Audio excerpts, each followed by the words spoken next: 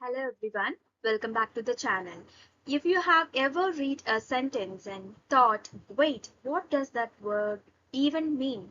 Or if you have started at a paragraph and had absolutely no idea what the author was trying to say, then this is a video made for you. So today we are diving deep into one of the most powerful skills in English, reading and understanding the context.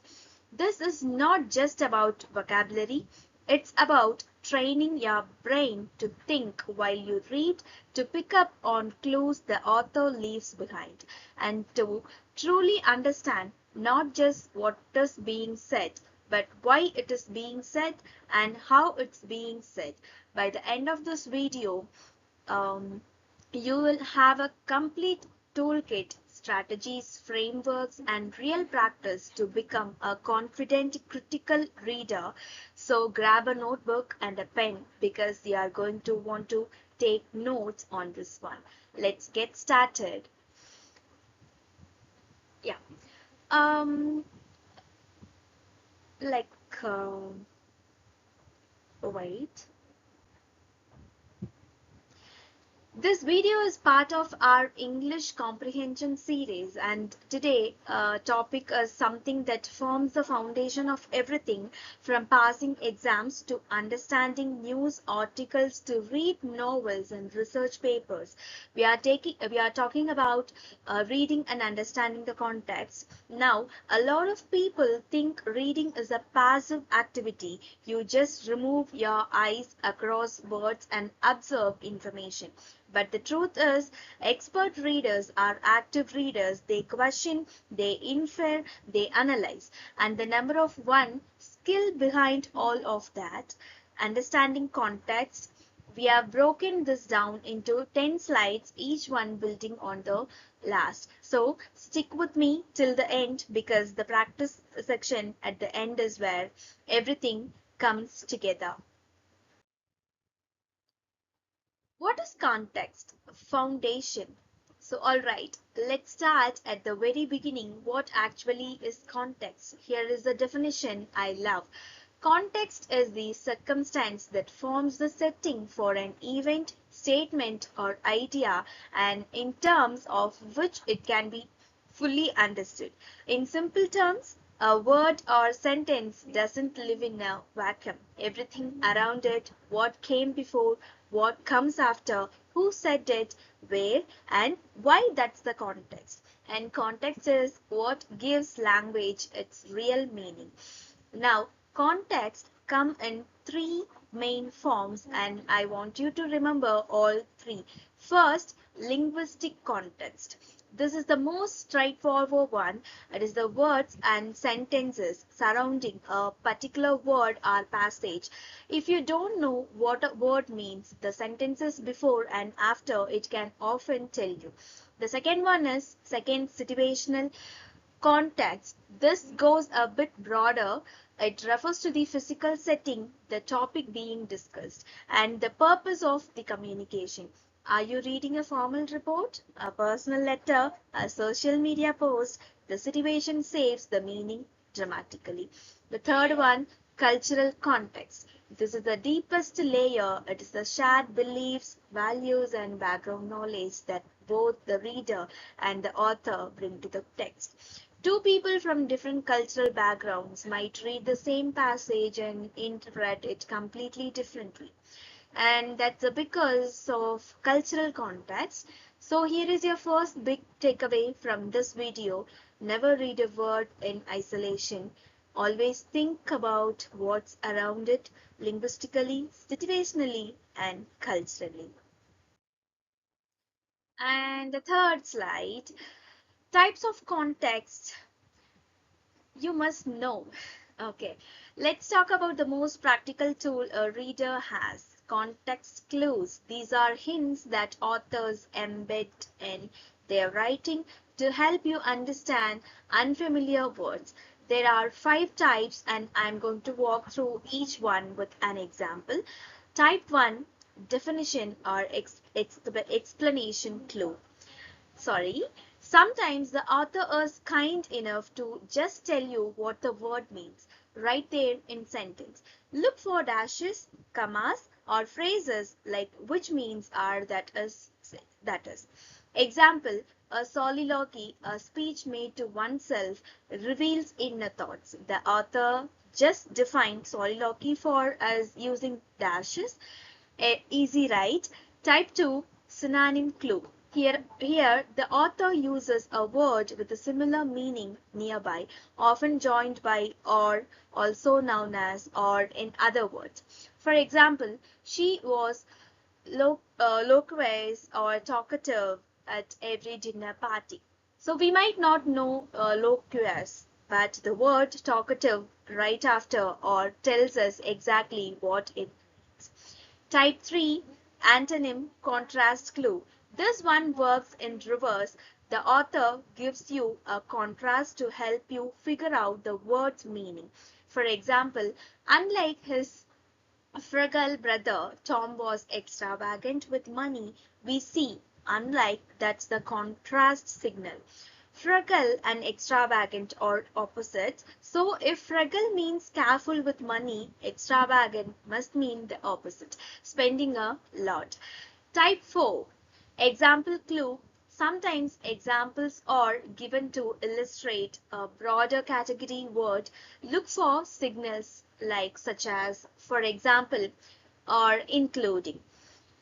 Example, citrus fruits such as oranges and lemons are acidic, even if we didn't know what citrus meant. The examples, oranges and lemons, paint a clear picture for it. Type 5, inference or general sense clue. This is the trickiest one and also the most common in real reading. There is no single clue word. You have to read the whole sentence and infer the meaning from the overall situation. Example, after the ordeal, she was famished. She hadn't eaten all day. The word famished might be unfamiliar, but the general sense of the sentence, she hadn't eaten all day, tells us she must be extremely hungry. So here is the pro tip: train yourself to spot these clue types while you read. The more you do it consciously, the more automatic it becomes.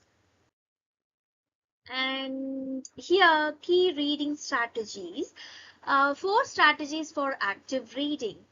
But we also need a broader set of strategies for how to approach text before and during reading.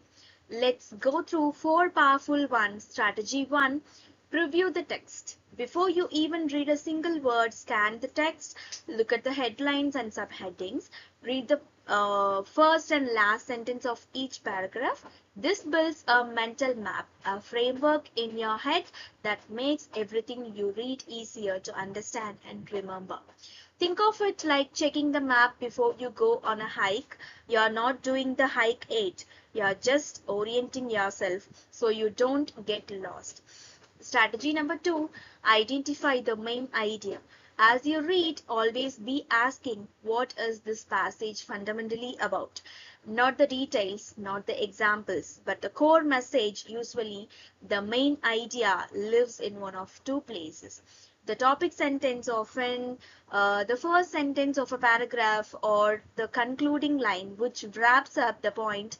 If you can identify the main idea of each paragraph, you can follow the logic of the whole passage, right?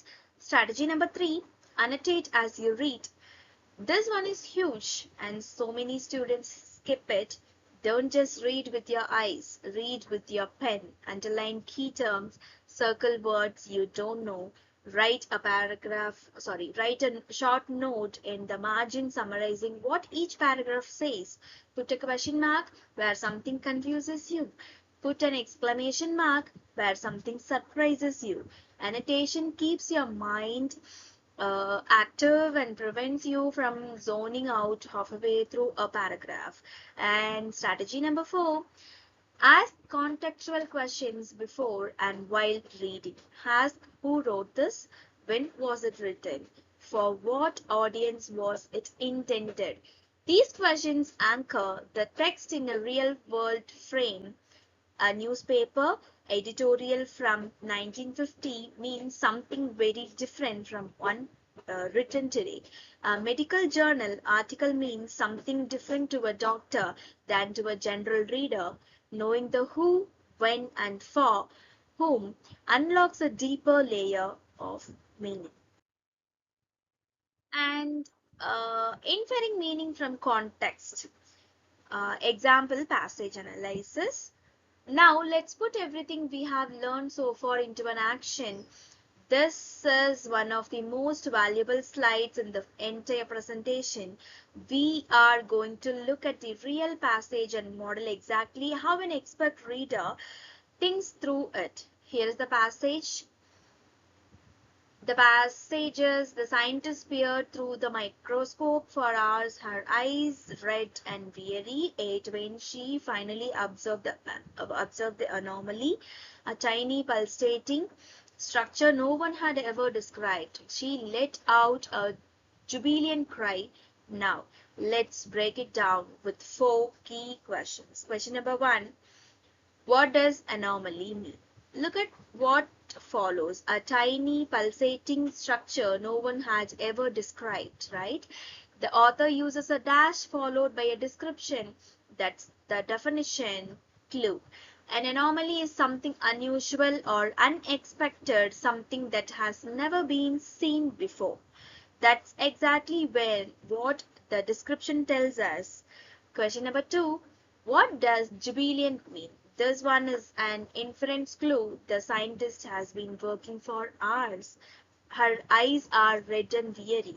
She is exhausted, yet despite all that fatigue, she lets out a cry. What kind of cry would come after finally making discovery? A joyful one. So jubilant means expressing great joy or triumph. Right. Question number three, what is the tone? The tone is triumphant and hopeful. The language moves from weariness and struggle to a sudden, exciting discovery. Words like finally and jubilant shift the emotional register from tired to elated. Question number four, what is the implied meaning? This is where critical reading comes in. The author is not just telling a story, they are implying something deeper. Scientific breakthroughs require persistence. The reward comes after exhausting work. The message is about dedication, patience, and joy of discovery. This is exactly the kind of reading your exams expect from you. Don't just read what happens, read what it means. And tone, mood, and author's purpose, three layers of meaning. Now, we are going to level up. Let's talk about three things that skilled readers always pay attention to: tone, mood, and purpose. These are often tested in comprehension exams, and understanding them will take your reading analysis to the next level. Tone, the author's attitude toward the subject.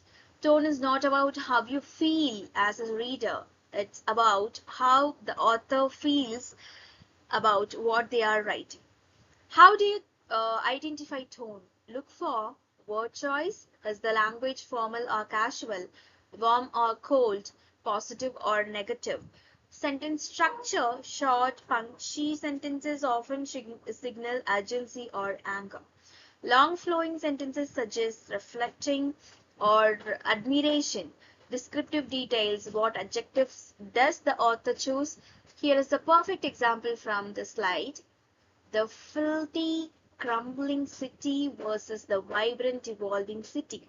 Same subject, a city, completely opposite tones. One is contemptuous and negative.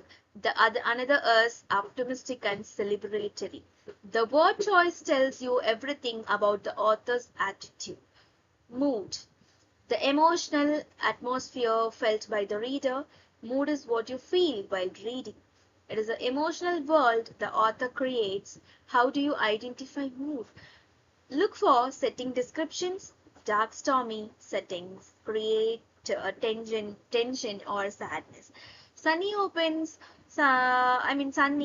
spaces create hope or freedom. Imagery and figurative language like metaphors, similes, and personification all shape emotional atmosphere.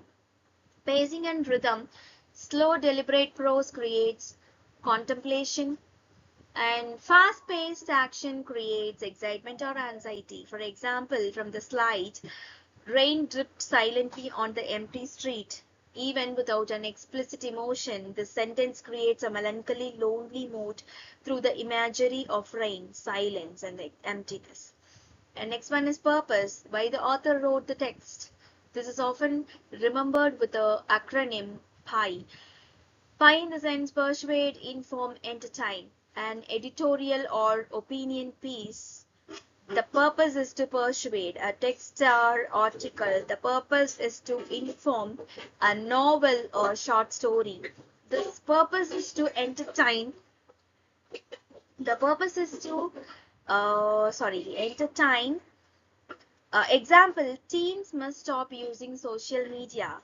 That's clearly a persuasive purpose. It uses strong opinion language, makes a demand, and invites the reader to take position. Always ask yourself, did this author write this? What do they want me to think, feel, or